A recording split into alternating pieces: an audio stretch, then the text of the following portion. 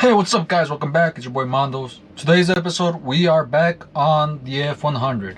So, I don't think there is a previous episode on this truck because I didn't finish it. But if there is a half-cut video, well, this is the summary of what actually happened. So, this F100 was bought over at Barrick Jackson. It's a badass build. The only problem that I have with it is that I don't know if you guys can see, but yeah, that's a damn LSA in it. Obviously, as a Ford guy, I do not condone this. It is, well, you know where I'm going at. But other than that, it is a badass build. Has a 5.3 with an LSA blower on it. We ended up getting it because it had issues starting up.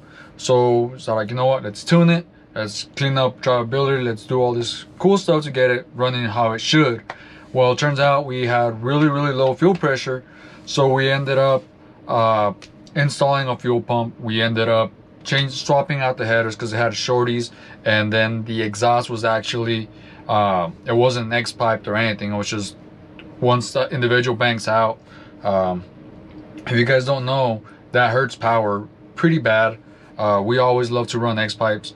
And we ended up installing some long tubes headers and a custom mandrel bent exhaust on it. So actually, let's check it out. Right now I'm letting the intercooler cool down just because I've been driving it for a while, trying to clean up drivability. Since last time I had so much I added so much fuel to the VE before I noticed I had low fuel pressure. So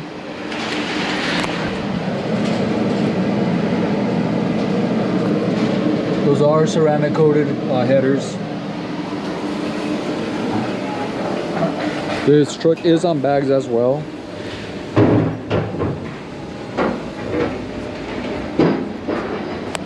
But yeah, that's the rundown on this truck. It's badass. It does have quite some nostalgia to me because my granddad actually has a truck exactly like this one, just obviously not as nice. But it's a lovely truck and can't wait to get back on it. The last time I had it, we were in the 400s, but we were pushing it because fuel pressure kept dropping. I wasn't revving it all the way, but it had 100 octane in it, so I was a little skeptical about it. Now we're back to straight 91, so I did went ahead and pulled some timing, and we're about to do some pulls, check out what it's looking like. So stay tuned.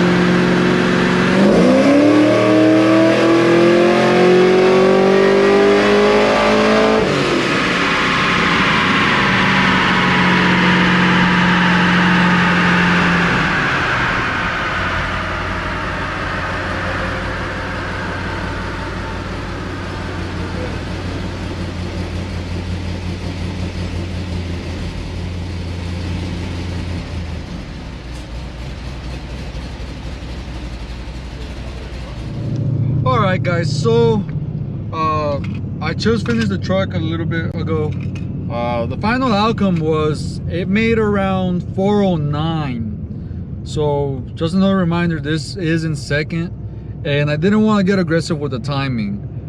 This is a show car. The car is probably never gonna see the track. It's probably never gonna get pushed to its limits. So I went from 13.5 degrees to 15.5, and it only gave me approximately 8 horsepower, 9 horsepower, and I said I'm gonna call it there, just because adding another degree on 91 is probably gonna be unhealthy in the long run, and there's gonna be a lot more maintenance checking plugs all the time. So we left it there.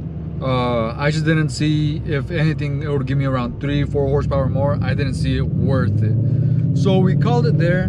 Last time I was a lot more aggressive because we did have the 100 octane, and even then with the 100 octane I was only at 415, so I just didn't think it was worth pushing it.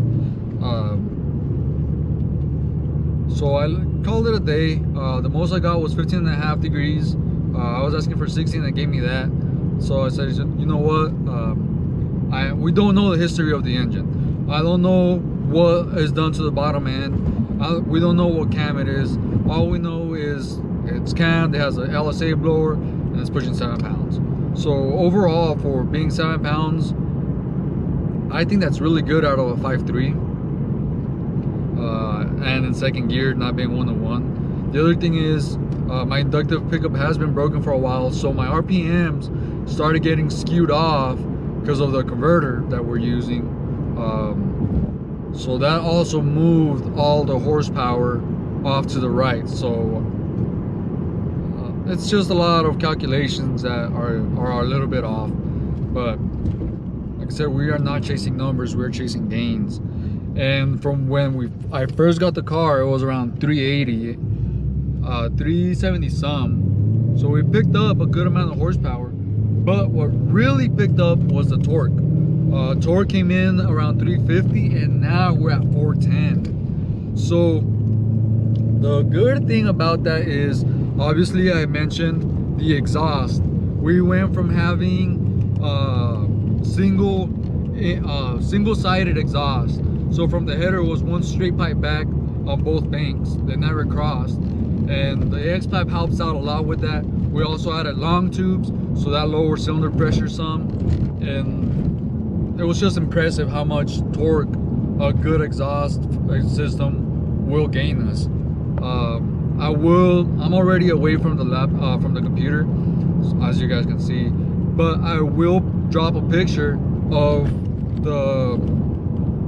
the chart right now after I'm done talking, so you guys will get to see the before and after, and the gains that we had, or the losses, if you want to call it that, on the horsepower side. But yeah, like overall, I'm extremely happy with it. Drivability is a lot better, which is why that truck actually came in. The guy did not care about horsepower. All he cared is a car he wanted to start up from cold with no problems.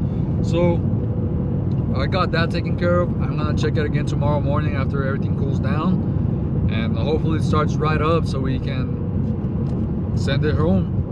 But it's a whole different monster than from when they came in, and it's just a beautiful truck. So I'm done rambling. I'll leave the dyno sheet right here, and after that, this will conclude today's video. So once again, thank you guys for stopping by. I really appreciate all the support you guys have been showing, and we do have some merch up. We are working on new designs as well. As soon as the new designs drop, you guys are more than welcome to check it out on my website.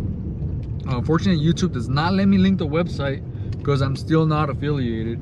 But for those of you that want to check it out, it's just relentlesstunes.com. So go ahead and check it out, and just go ahead and get some merch if you guys like it. Other than that, I will see you guys next week, and thank you for stopping by.